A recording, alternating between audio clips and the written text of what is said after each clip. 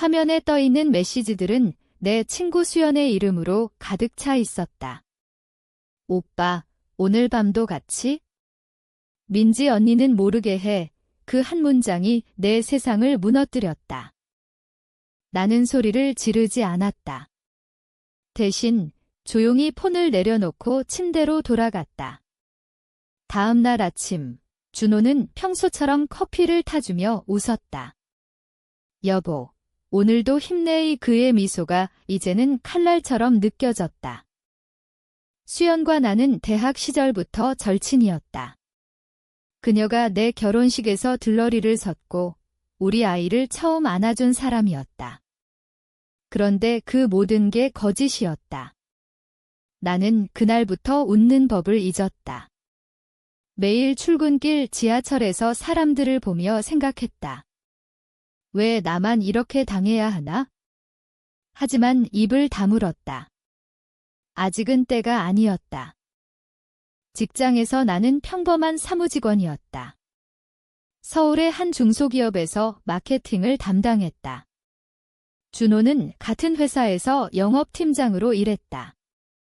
수연은 프리랜서 디자이너로 우리 회사의 프로젝트를 종종 맡았다. 그들의 관계는 회사 안에서도 은밀히 이어지고 있었다. 나는 그것을 알게 된 후 매일 그들의 행동을 관찰했다. 점심시간에 함께 사라지는 모습, 회식 자리에서 교환하는 눈빛. 모든 게 역겹지만 참았다. 참는 게 쉽지 않았다. 밤마다 아이가 잠든 후 나는 베개에 얼굴을 묻고 울었다. 왜 나야? 라고 속으로 중얼거렸다. 하지만 울음은 소리로 나오지 않았다. 대신 머릿속에서 계획이 싹트기 시작했다. 준호의 승진을 방해할 방법, 수연의 클라이언트를 빼앗을 아이디어. 아직 실행하지 않았다. 그냥 상상할 뿐이었다. 회사에서 준호는 인기 많았다. 상사들은 그의 영업 실적을 칭찬했다. 수연은 재능 있는 디자이너로 소문났다. 나는 그들 사이에 끼어 미소를 지으며 대화를 이어갔다.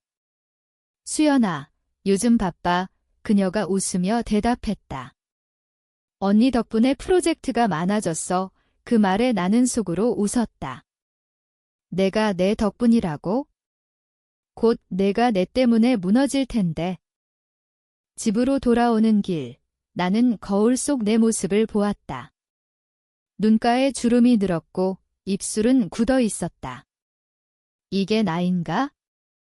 반평생을 바친 결혼, 친구라 믿은 관계가 이렇게 끝난다니. 하지만 나는 포기하지 않았다. 살아야 했다. 아이를 위해, 그리고 나 자신을 위해. 침묵은 내 무기였다. 아직은. 며칠 후, 준호가 늦게 들어왔다. 회사 일 때문에 그의 거짓말이 이제는 익숙했다. 나는 아무 말 없이 저녁을 차렸다. 식탁에서 그는 아이를 보며 웃었다. 우리 아들, 아빠 닮아서 똑똑할 거야. 나는 고개를 끄덕였다. 하지만 속으로는 생각했다. 내가 아빠 자격이 있나? 곧 알게 될 거야. 그날 밤, 나는 컴퓨터를 켜고 준호의 이메일을 확인했다. 회사 계정이었다. 수연과의 대화가 고스란히 남아 있었다. 나는 그것을 저장했다. 증거로. 하지만 아직 사용하지 않았다. 기다렸다. 완벽한 타이밍을. 참는 동안 내 마음은 점점 차가워졌다. 예전에 나는 따뜻했다. 친구를 믿고 남편을 사랑했다. 이제는 달라졌다. 매일 거울을 보며 자신에게 말했다. 참아. 내가 이길 거야. 하지만 그 말조차 점점 빈 껍데기가 되었다. 나는 정말 이길 수 있을까? 아니, 이겨야 한다. 그렇지 않으면 내가 무너진다. 회사 미팅에서 수연이 내 앞에 앉았다. 그녀의 미소가 여전했다. 언니, 이 디자인 어때? 나는 고개를 끄덕였다. 좋아.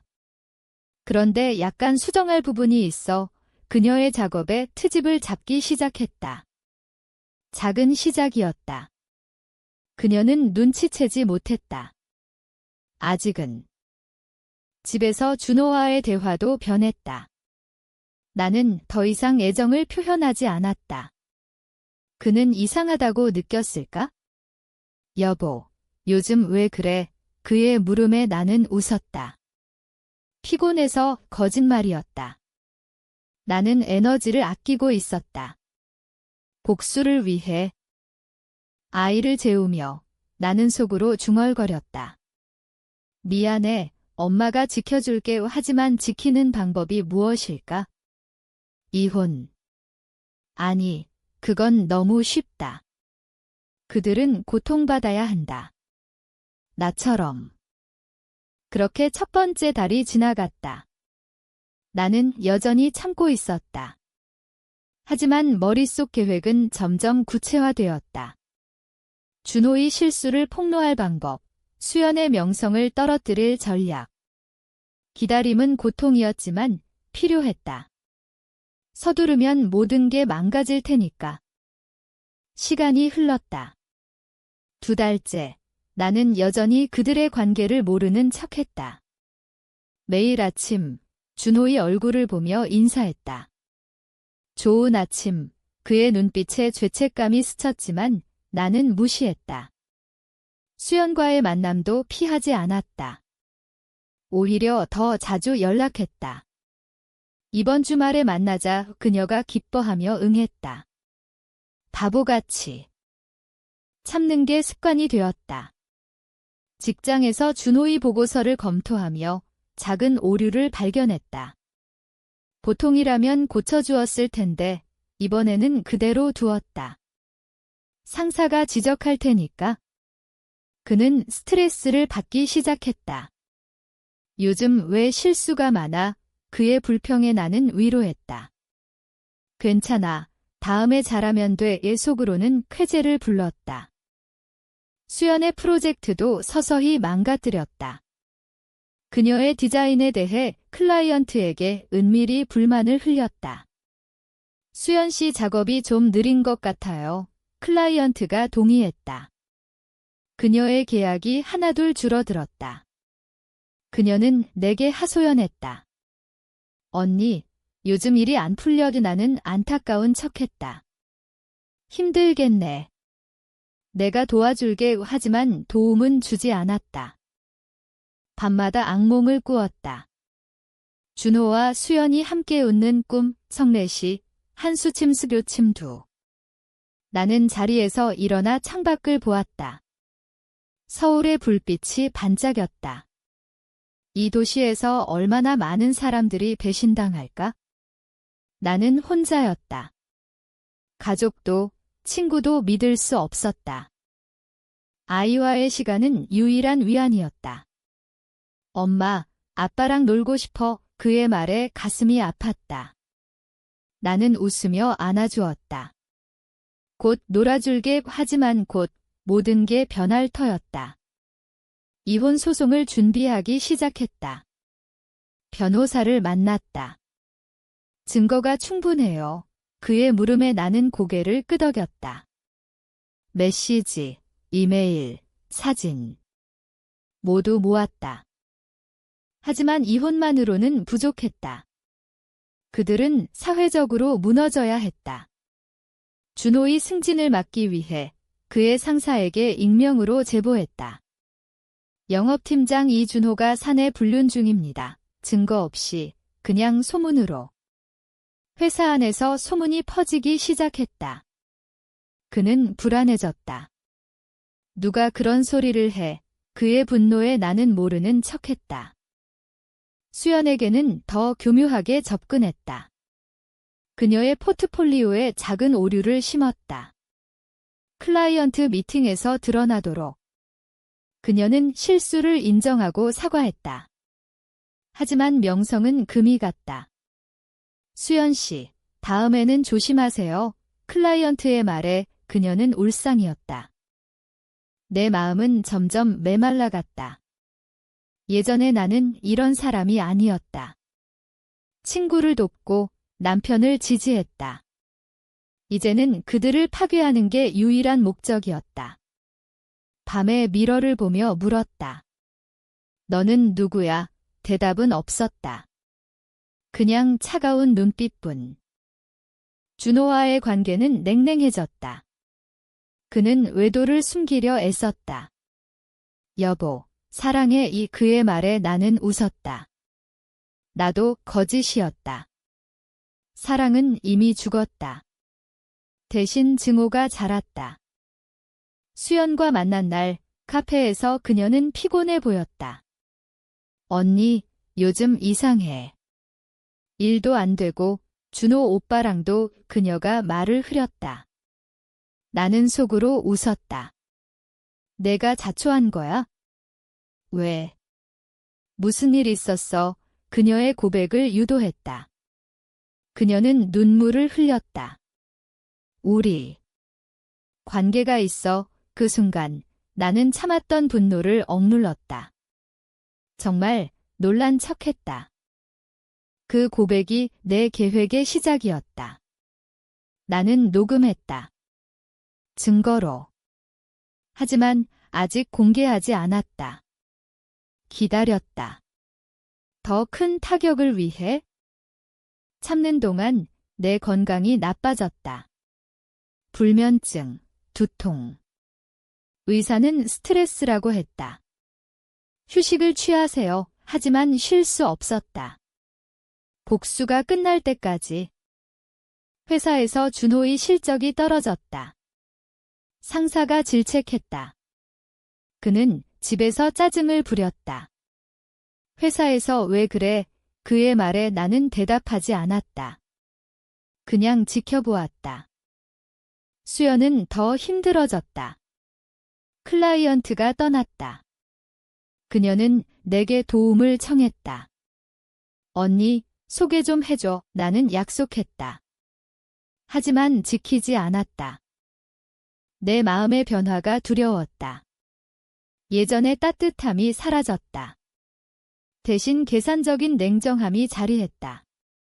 이게 복수의 대가인가? 나는 멈출 수 없었다. 이미 너무 멀리 왔다. 3달째 나는 변했다. 더 이상 참지 않았다. 계획을 실행하기 시작했다. 먼저 변호사에게 모든 증거를 넘겼다.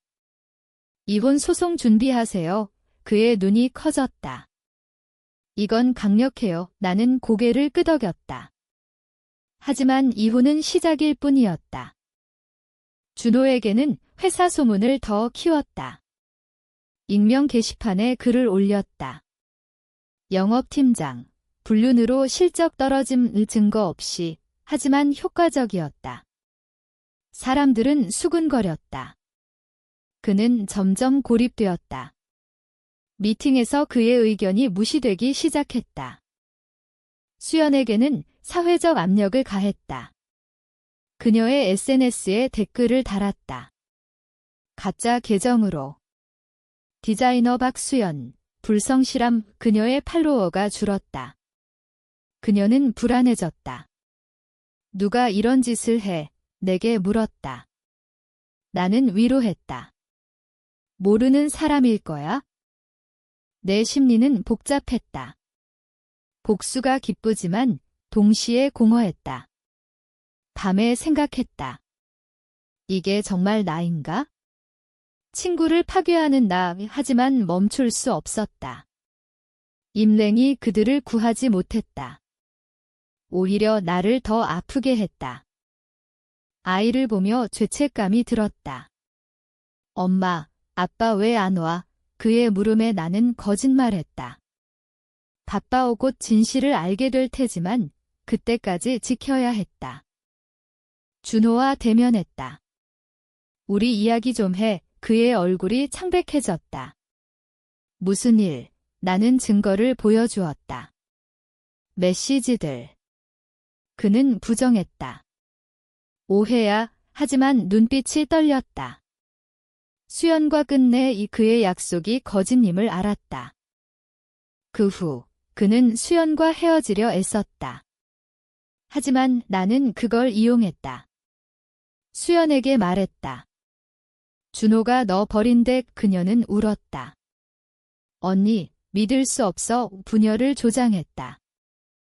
회사에서 준호의 승진이 취소되었다.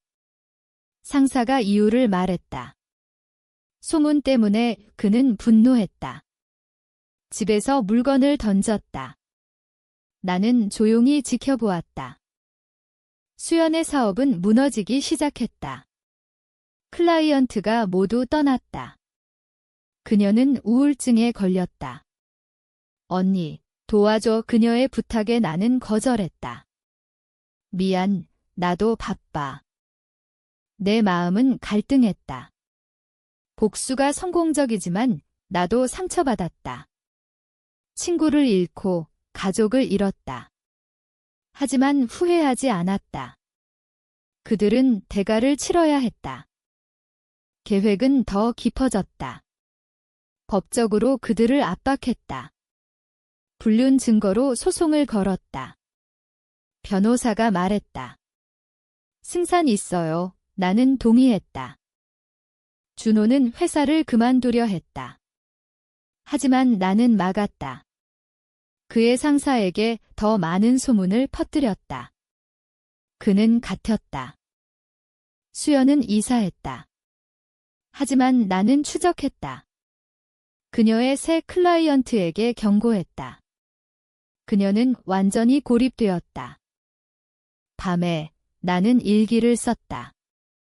복수는 달콤하지만 내 영혼을 갉아먹는다. 하지만 지우지 않았다. 계속했다. 4달째 복수는 본격화되었다. 준호와의 이혼 소송이 시작되었다. 법정에서 그는 변명했다. 오해입니다. 하지만 증거가 압도적이었다. 판사는 내 쪽이었다. 그는 양육권을 주장했지만 실패했다. 아이는 나와 함께. 수연은 소송에 끌려들었다. 증인으로.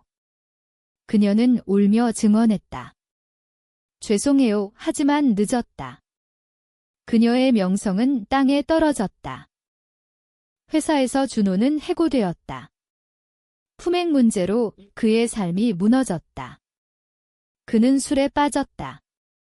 내게 전화했다. 민지야, 용서해. 나는 끊었다. 수연은 파산 직전이었다. 그녀의 집을 압류당했다. 그녀는 내게 왔다. 언니, 왜? 나는 대답했다. 내가 시작했잖아. 내 심리는 뒤틀렸다. 복수가 만족스럽지만 동시에 두려웠다. 내가 괴물이 된 기분. 하지만 멈출 수 없었다. 이미 너무 많은 걸 잃었다. 아이와 새 삶을 시작했다. 하지만 과거가 따라왔다. 준호의 친구들이 나를 비난했다. 너무 잔인해. 나는 무시했다. 수연은 병원에 입원했다. 정신적 충격으로. 나는 방문하지 않았다. 대신 그녀의 가족에게 소문을 퍼뜨렸다. 그들은 그녀를 버렸다. 준호는 새 직장을 구하려 애썼다. 하지만 내 네트워크로 막았다. 그는 서울을 떠났다. 내 삶은 안정되었지만 공허했다. 복수가 끝나도 상처는 남았다. 하지만 만족했다. 그들은 고통받았다. 나처럼. 5달째 긴장감이 고조되었다. 준호가 돌아왔다. 복수 그만에 그의 눈에 증오가 보였다. 그는 나를 협박했다. 아이를 데려갈 거야. 나는 웃었다. 시도해봐. 수연도 회복했다.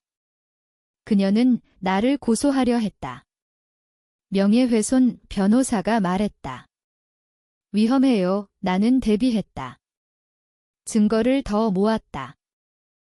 대치가 시작되었다. 준호는 회사에 복구하려 애썼다. 하지만 실패했다. 그는 폭력적으로 변했다. 밤에 집 앞에 왔다. 나는 경찰을 불렀다. 수연은 SNS로 나를 공격했다. 배신자하지만 그녀의 추종자는 없었다.